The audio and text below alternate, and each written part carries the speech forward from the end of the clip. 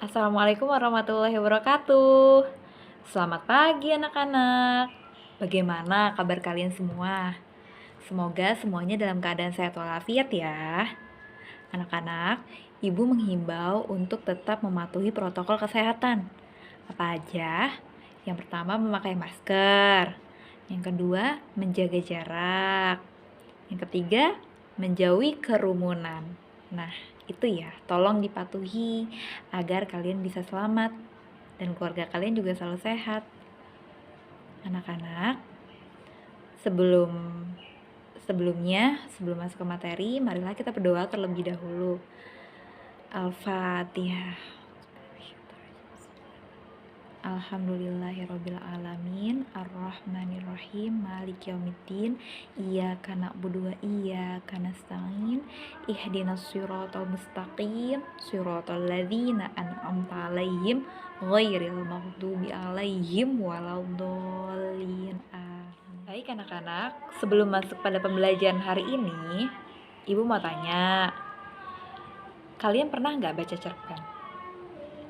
Kalian pernah nggak baca suatu teks yang memaparkan tentang sesuatu secara jelas? Nah, sudah pernah ya? Nah, hari ini kita akan mempelajari tentang teks deskripsi. Apa itu teks deskripsi? Ada yang tahu? Nah, iya betul. Teks deskripsi adalah teks yang menggambarkan atau memaparkan suatu objek secara jelas dan terperinci. Itu ya penjelasannya. Selanjutnya, apa sih yang akan kita pelajari dari teks deskripsi? Kalian mau tahu nggak? Nah, yang kita pelajari itu, yang pertama kita akan mengidentifikasi informasi dalam teks deskripsi. Selanjutnya, menentukan isi teks deskripsi, menelaah struktur dan unsur kebahasaan dalam teks deskripsi, dan menyajikan teks deskripsi. Nah, yang pertama, kita akan mengidentifikasi terlebih dahulu informasi dalam teks deskripsi. Ciri-ciri dari teks deskripsi itu apa aja ya? Ada yang pertama, objek yang disampaikan itu sifatnya khusus dengan ciri tertentu yang berbeda dari umumnya. Selanjutnya, bertujuan menggambarkan objek dengan memerinci suatu objek dari sudut pandang penulis atau melukiskan kondisi objek secara subjektif. Maksudnya subjektif itu apa sih, Bu? Nah, subjektif itu berdasarkan argumen dari kita sendiri. Misalnya, ketika kalian sedang berada di suatu tempat wisata seperti Pantai Parangtritis atau misalnya di Monumen Nasional atau misalnya di museum. Nah, kalian menuliskan penggambaran yang kalian lihat di sana secara jelas dan konkret. Misalnya di Monas. Monas itu ada apa saja di sana, terdapat apa saja, dan fungsi dari Monas itu apa misalnya. Nah, kalian tuliskan penggambaran dari hasil pengamatan kalian di Monas itu dengan jelas dan nyata ya. Dari hasil pengamatan kalian, bagaimana caranya agar orang merasakan seperti apa yang kalian rasakan ketika ada di Monas, seperti itu. Ya. Selanjutnya, isi teks deskripsi diperinci menjadi perincian bagian-bagian objek. Isi teks deskripsi menggambarkan secara konkret. Nah, bagian-bagian objeknya, misalnya Monas itu terbuat dari emas berapa karat misalnya. Kemudian, nah itu kalian jelaskan secara detail bagian-bagiannya seperti itu ya.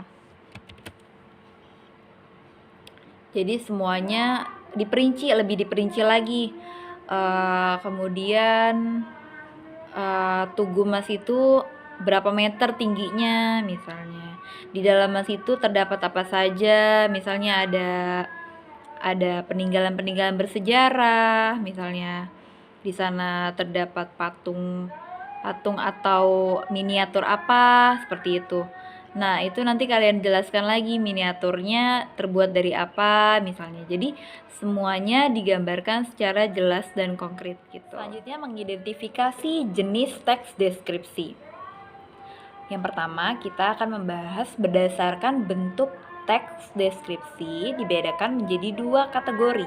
Yang pertama itu ada teks deskripsi yang mampu berdiri sendiri atau yang disebut juga dengan teks deskripsi tunggal.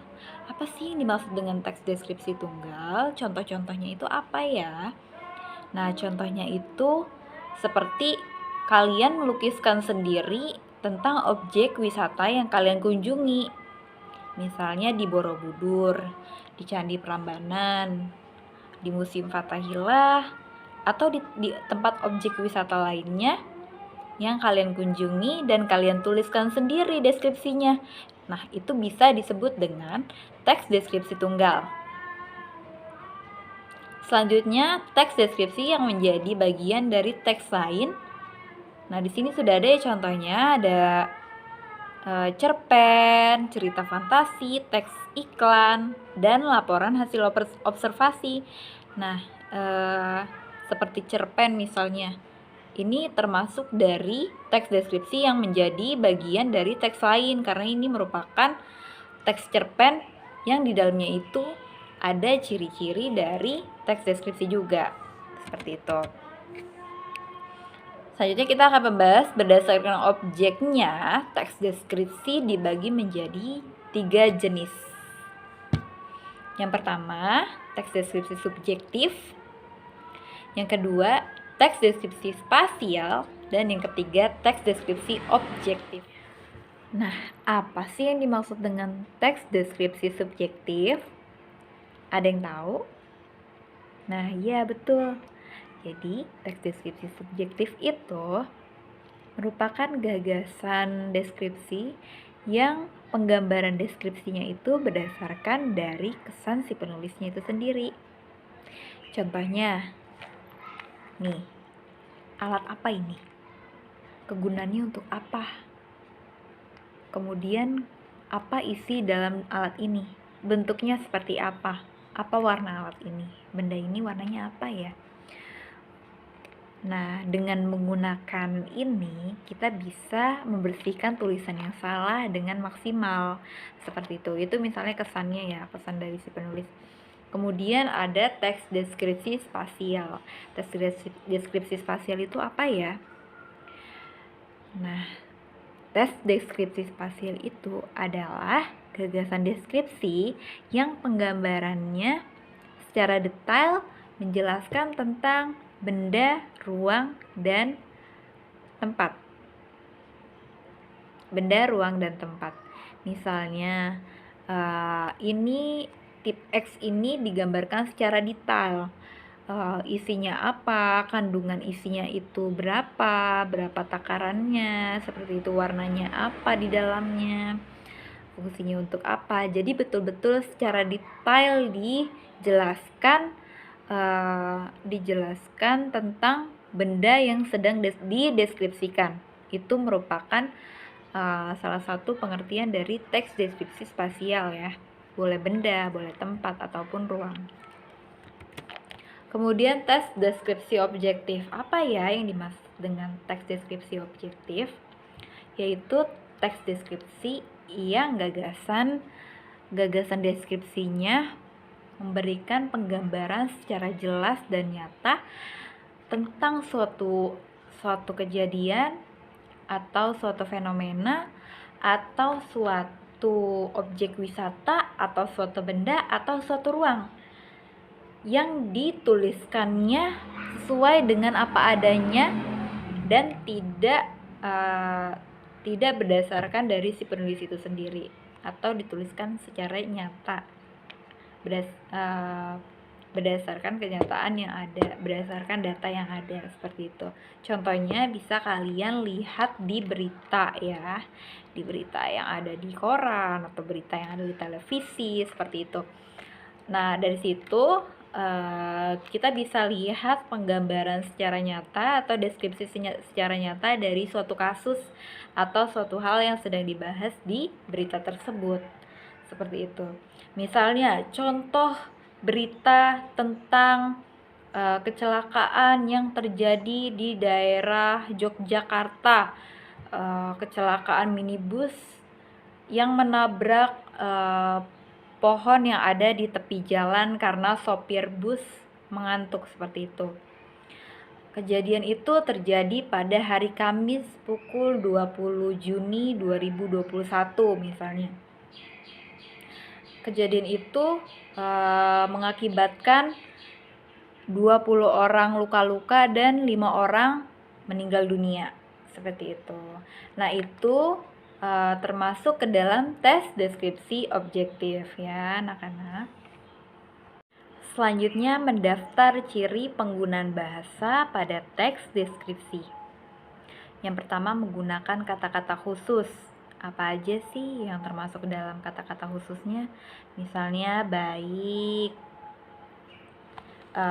itu bisa misalnya dari watak ya. Dari watak itu kata umum yang dapat diperinci. Misalnya baik, sombong, jujur, takabur, egois, pembangkang. Nah, itu termasuk ke dalam kata-kata khusus pada watak ya, pada jenis watak. Selanjutnya, menggunakan kalimat rincian. Kalimat rincian itu seperti apa ya maksudnya? Contohnya ya, Hikmah adalah salah satu anak yang rajin di kelas. Nah, kalimat perinciannya itu apa? Tadi itu kalimatnya. Kalimat perinciannya itu apa? Berarti dia suka membaca misalnya. Kemudian dia merasa dirinya adalah siswa yang harus banyak belajar misalnya. Karena di sini menggunakan kata rajin ya. Rajin di sini bisa rajin belajar atau bisa rajin makan mungkin. Tapi di sini ibu memberikan contoh rajin belajar ya. Kemudian menggunakan sinonim. Sinonim apa sih anak-anak? Sinonim itu adalah persamaan kata. Persamaan kata contohnya indah. Indah persamaannya apa ya? Berarti elok, permai, cantik misalnya.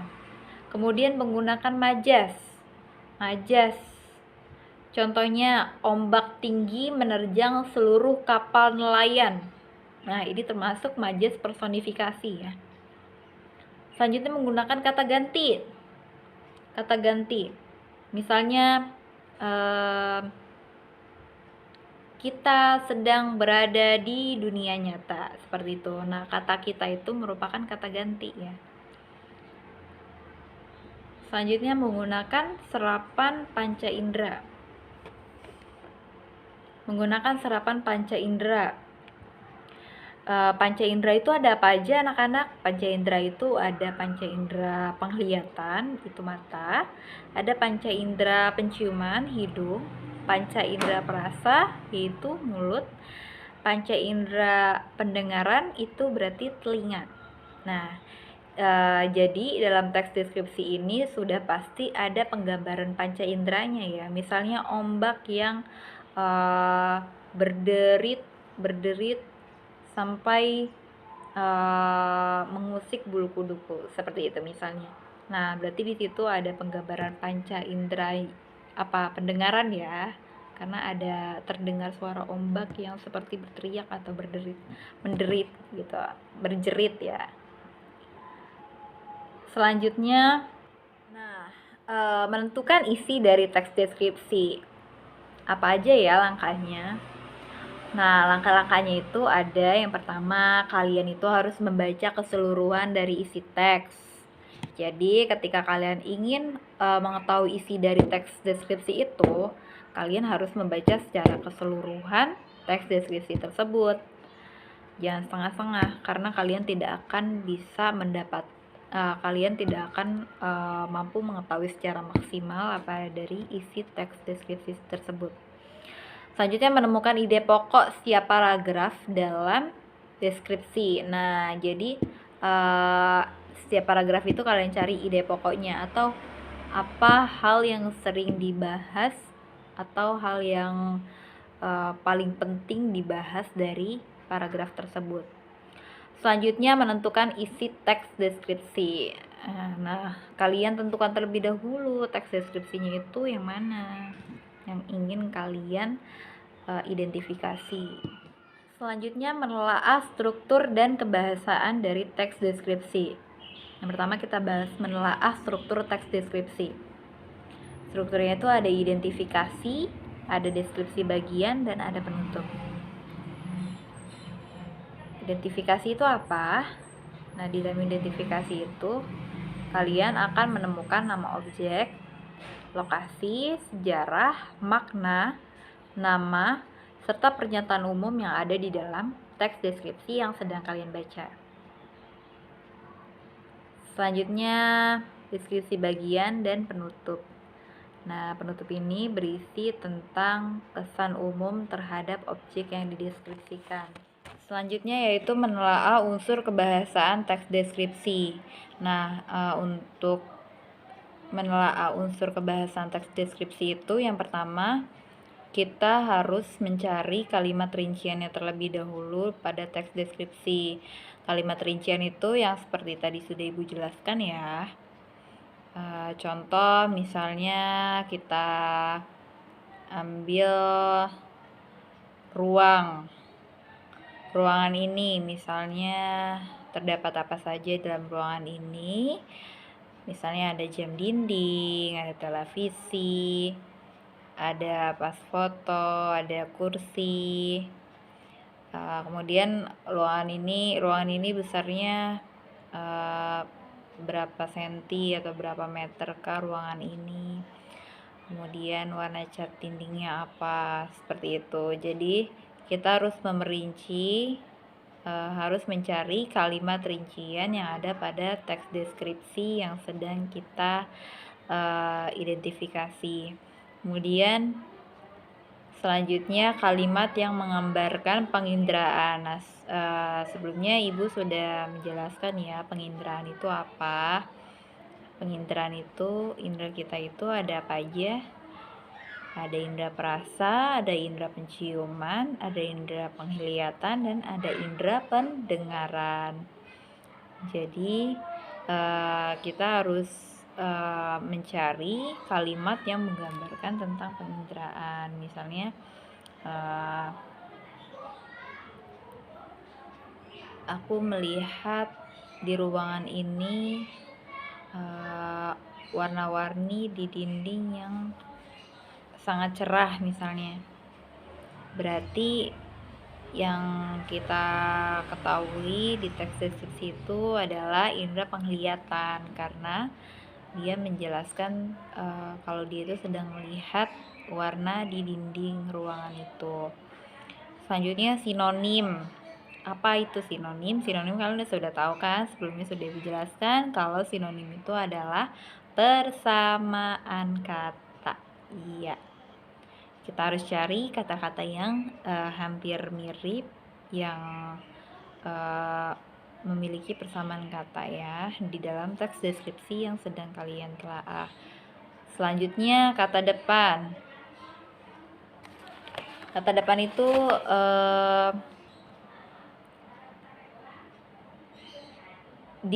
dari ya yang menyatakan tempat, maka penulisannya harus dipisah dari kata yang berada di belakangnya. Contohnya untuk menunjukkan tempat itu kan kata depannya itu misalnya di mana, misalnya di Sulawesi, di Jawa Barat, di Jakarta gitu misalnya.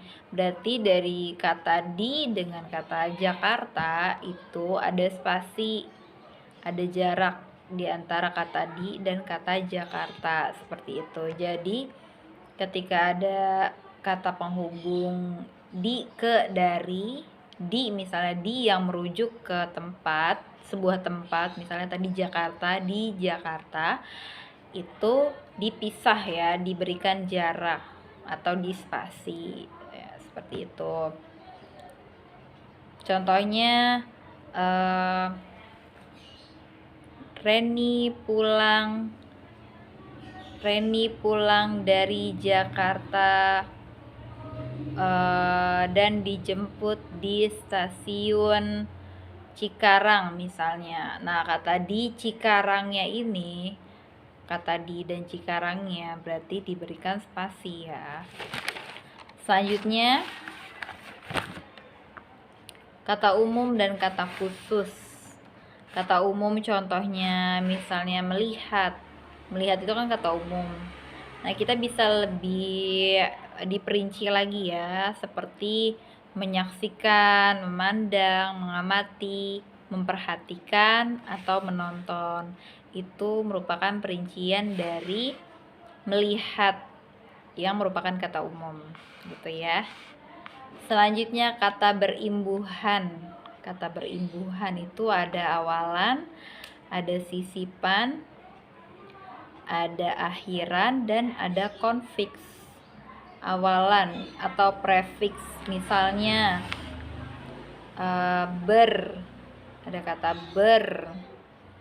bermain misalnya, berarti kan ada imbuhan bernya dengan kata utamanya itu main ya, dihubungkan dengan kata main, jadi bermain seperti itu. Untuk sisipan atau infiks ya, sebutannya infiks, misalnya L, M, R, in, misalnya mempermainkan,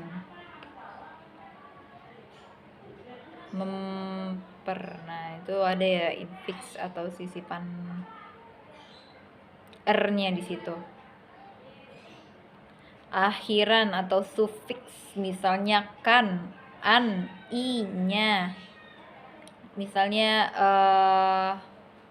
memilikinya. Nah, itu udah ada awalan dan akhiran ya. Ada awalannya me dan akhirannya nya. Gitu. Selanjutnya ada konfiks, yaitu imbuhan yang berupa awalan dan akhiran digunakan sekaligus kayak tadi ya. Contohnya mempermainkan, mempermain kata utamanya, kan kata ini, kata imbuhan di akhir ya. Itu. Selanjutnya majas itu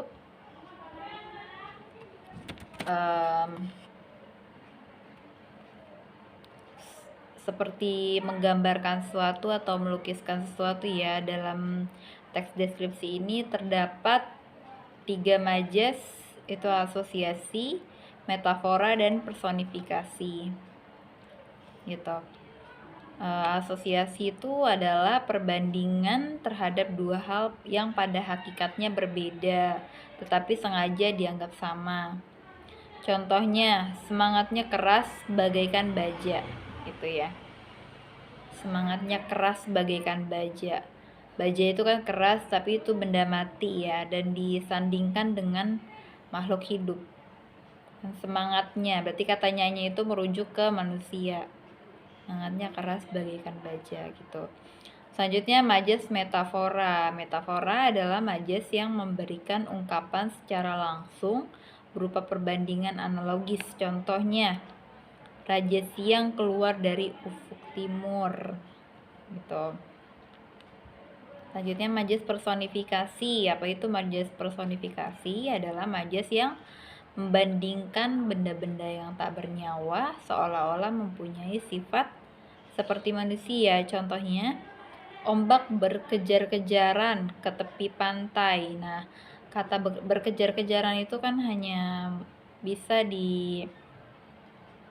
disandingkan dengan manusia yang berkejar-kejaran ya, atau makhluk hidup yang lainnya. Tapi di sini dituliskan ombak, contohnya ombaknya seperti hidup ya, seperti manusia gitu. Itu majas personifikasi.